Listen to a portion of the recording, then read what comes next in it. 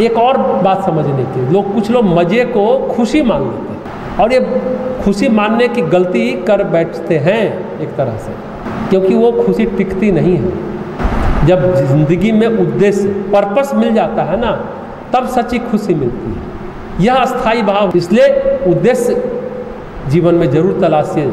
हम सभी युवाओं को कहना चाहेंगे खासकर, और बड़े को भी, जिंदगी में उद्देश्य तलाशिए। जिंदगी में उद्देश्य है तो आप खुशी प्राप्त कर लेंगे, वो खुशी अस्थाई रहेगी। उद्देश्य जिंदगी की ऐसी भावना, ऐसी अनुभूति है जब आप अपने आप बड़े हो जाते हैं। अगर जीवन में पॉजिटिव उद्देश्य है, पर्पस आपका पॉजिटिव है, अगर आपके जीवन में उद्देश्य की कमी है, तब सफलता हासिल करके भी अंत में आप खाली के खाली रह जाएंगे, खालीपन महसूस करेंगे। जीवन में गलत चीज़ों की ओर आप अगर देखते हैं ना, तो आप निराश होते हैं।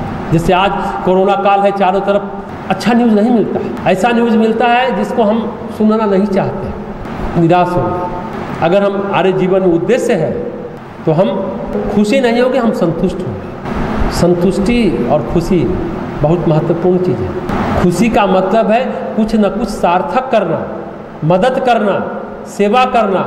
जिंदगी में रोज फन नहीं होता, लेकिन प्रतिदिन सार्थक काम हम कर सकते हैं। इस बात को हमेशा याद रखें। जिंदगी में डेली फन हो, मनोरंजन हो, मज़ा हो, मस्ती हो। जिंदगी में प्रतिदिन फन नहीं हो सकता, लेकिन प्रतिदिन हम सार्थक कार्य कर सकते हैं। आगे बढ़ने के लिए इसमें रिश्तों का भी बड़ा महत्व होता है। कुछ लोग कहते हैं, जैसे दाना जौहर ने कहा, स्पिरिचुअल कैपिटल, अध्यात्म भी एक पूंजी है। उसी तरह कुछ लोग कहते हैं रिश्ता भी एक पूंजी है, कैपिटल है, इससे हमें खुशी मिलती है। लेकिन एक बात जानिए, रिश्ता की खुशी तात्कालिक खुशी है, हमेशा नहीं टिकता। ये बात बहुत महत्वपूर्ण है। रिश्ता महत्वपूर्ण है, हम रिश्ते को इग्नोर नहीं कर रहे हैं, लेकिन वो संसार में तात्कालिक खुशी है, हमेशा नहीं देता। हाँ, आप उदार और सहनशील हैं तो रिश्ता निभेगा, तो आपको खुशी देगी। सहिष्णु बनना है। लेकिन एक बात समझिए, खुश होने और संतुष्ट होने में अंतर है। इस अंतर को समझना जरूरी है। हमने कहीं पढ़ा था, खुशी कोई लक्ष्य नहीं है, यह सिर्फ एक बाय प्रोडक्ट है। जो आप अच्छा काम कर रहे हैं ना, उससे जो बाय प्रोडक्ट है वो है खुशी। खुशी लक्ष्य नहीं होता कि हम खुशी प्राप्त करने के लिए काम करें। आप अच्छा काम करते जाइए, उसका बाय प्रोडक्ट है खुशी, आपको मिल जाएगा। लेकिन खुशी और आनंद की परिभाषा सबके लिए अलग अलग हो सकती है। गरीबों को 2 वक्त की रोटी मिल जाए तो खुश हो जाएगा, अमीरों के लिए धन खुशी हो सकता है, पर यह सच्ची खुशी नहीं है। हमें कई बार ऐसा लगता है कि ज़िंदगी में हम घर खरीद लिया, अरे घर बना लिए, 2 मंजिला 4 मंजिला, क्या शानदार घर बनाए, खुशी मिल गई। किसी से प्रेम हो गया, जिससे हम प्रेम कर रहे थे, प्रेम मिल गया, विवाह हो गया, नहीं, खुशी नहीं मिलती। कई बार ऐसा लगता है, नौकरी मिल गई, खुश हो गए, नौकरी में प्रमोशन मिल गया, पदोन्नति मिल गई, खुश हो गए।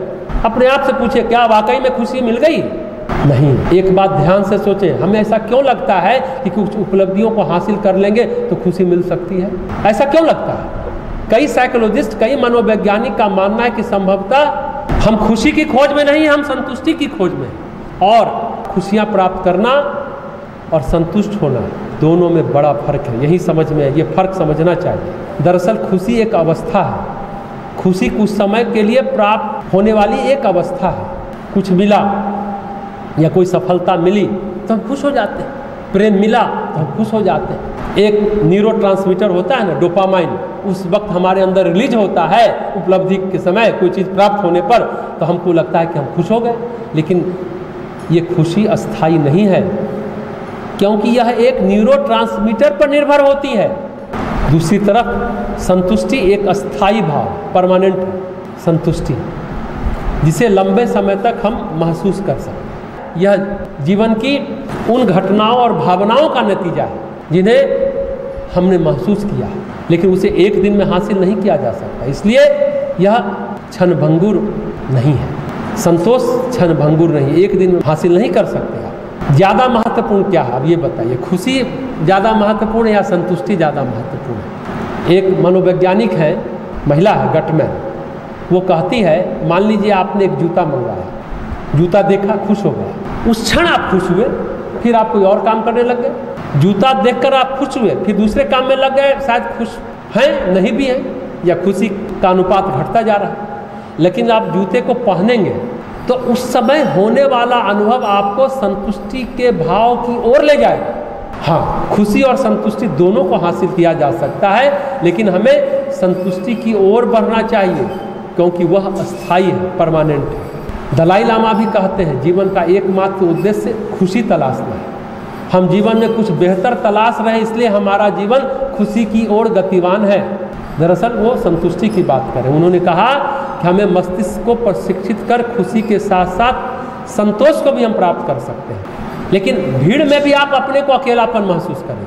कभी कभी तो हर व्यक्ति कोई ना कोई क्षण उसके जीवन में आता है जब वो अपने को अकेला महसूस करता है, अधूरा महसूस करता है, लगता है कुछ मिसिंग है, कुछ खालीपन है। लेकिन अगर आपके अंदर करुणा का भाव है तो आप हमेशा सकारात्मक रहेंगे और खुश भी रहेंगे, संतुष्ट भी रहेंगे। इस तरह से मस्तिष्क को प्रशिक्षित करने की बात दलाई लामा भी कहते हैं, यानी उसमें करुणा का भाव रखना सबसे अच्छा तरीका है। करुणा का भाव जानते हैं क्या है?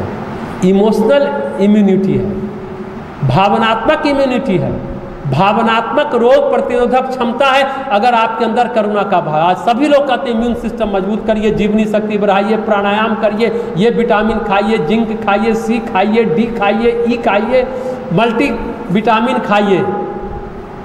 इस बात को कोई नहीं समझते। करुणा का भाव होगा तो आपके अंदर इमोशनल इम्यूनिटी बढ़ेगी और आप बीमार नहीं पड़ेंगे। कोरोना आप पर हावी नहीं होगा, ब्लैक फंगस हावी नहीं होगा। करुणा का भाव ही तो चला गया। महत्वपूर्ण बात है करुणा का भाव, इमोशनल इम्यूनिटी। और सबसे महत्वपूर्ण है करुणा। एक बात और है, कुल मिलाकर जीवन में उद्देश्य हो तो सच्ची खुशी मिलती है, यानी संतुष्टि मिलती है। और जीवन का उद्देश्य प्रेम और सत्य पर आधारित हो तो शांति मिलती है, संतुष्टि मिलती है। अपने मस्तिष्क को इसलिए नकारात्मक भावनाओं से मुक्त करें, अपने आप को शुद्ध और सकारात्मक करें। जब आप प्रेम और सत्य पर आधारित होते हैं तब शांति की शक्ति पैदा होती है। शांति में भी शक्ति है, जीवनी शक्ति है, रोग प्रतिरोधक क्षमता की शक्ति है, बीमारी नहीं होगी। शांति की शक्ति, करुणा की शक्ति। करुणा होगी तो आपके जीवन में शांति आएगी, संतुष्टि आएगी, वो अस्थायी रहेगा। तो निष्कर्ष यही है, खुशी वैसे तात्कालिक होती है, सामयिक होती है और किसी के संपर्क में आने से होती है। जिससे आपको प्रेम है उससे संपर्क में आए तो आपको खुशी हो जाएगी। और कोई चीज़ मिल जाए, प्राप्त हो जाए तो हम खुश हो जाते हैं।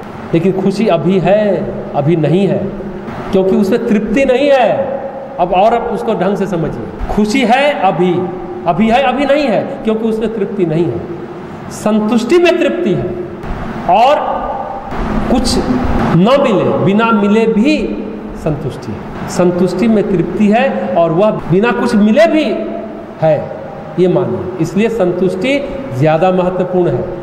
इसी तरह करुणा का भाव हमें तृप्त करता है, भावनात्मक जीवनी शक्ति को तो बढ़ाता ही है, इम्यूनिटी को तो बढ़ाता ही है, हमें संतुष्ट करता है। करुणा संतुष्टि और तृप्ति से थोड़ा आगे भी कह सकते हैं, क्योंकि करुणा में अहंकार नहीं होता। जैसे फूल पगडंडी में गुलाब का खिल गया और आप पगडंडी से जा रहे हैं, बिना किसी भेदभाव के गुलाब खुशबू दे रहा है। करुणा ऐसी है, ये स्वभाव है, ये स्वभाव के भाव के अनुसार अपने आप कर्म होता रहता है। करने वाले को भी पता नहीं चलता कि वो करुणा कर रहा है।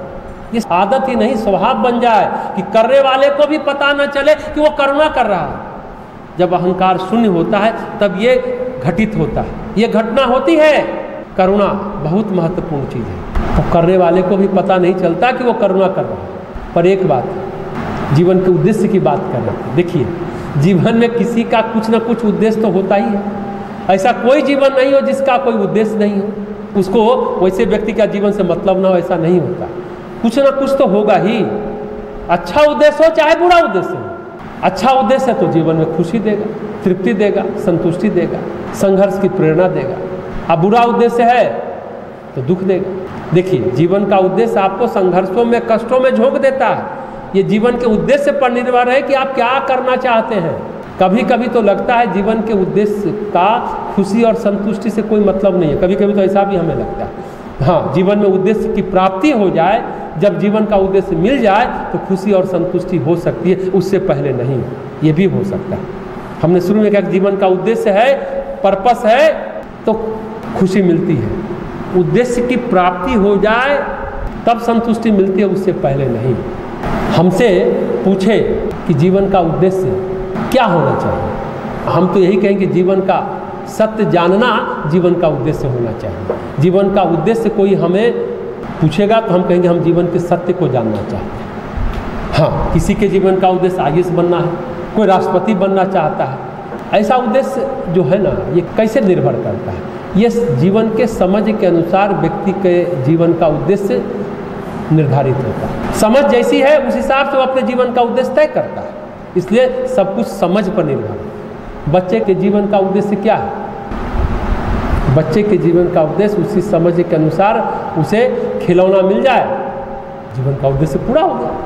हाँ, एक बात जरूर है, अच्छा काम करने से खुशी जरूर मिलती है, पर जो अच्छा लगता है वो आप कर रहे हो, वो सिर्फ मजा भी हो सकता है। यहाँ इस फर्क को समझना होगा।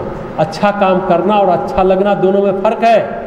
अच्छा करने से खुशी या उससे ज़्यादा संतुष्टि मिल सकती है, पर जो अच्छा लगता है वो करे तो कोई ज़रूरी नहीं कि आपको वो संतुष्टि दे। आप कुछ गलत कर रहे हैं तो वो संतुष्टि नहीं देगा, अहंकार को तुष्ट जरूर करेगा। तो कुल मिलाकर जो मौज मज़े के लिए जीता है वो जीवन का विनाश ही करता है। इसलिए बहुत ज़्यादा हर्षित नहीं होना चाहिए, हमेशा सजग रहना चाहिए, यानी होश में रहना चाहिए।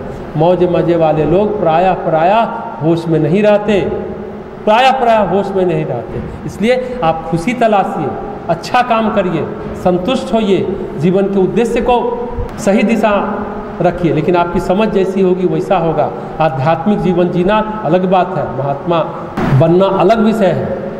वहाँ तो किसी की सहयोग की ज़रूरत नहीं है। आध्यात्म पथ पर आत्मा के सहयोग की ज़रूरत है। स्वामी विवेकानंद ने जो कहा, पतंजलि ने जो कहा, अगर उस मार्ग पर चलते हैं तो वो अस्थाई भाव है, खुशी का, संतुष्टि का अस्थाई भाव है। जब आत्मा में जीना शुरू करेंगे संतुष्टि आएगी, जब करुणा का भाव होगा।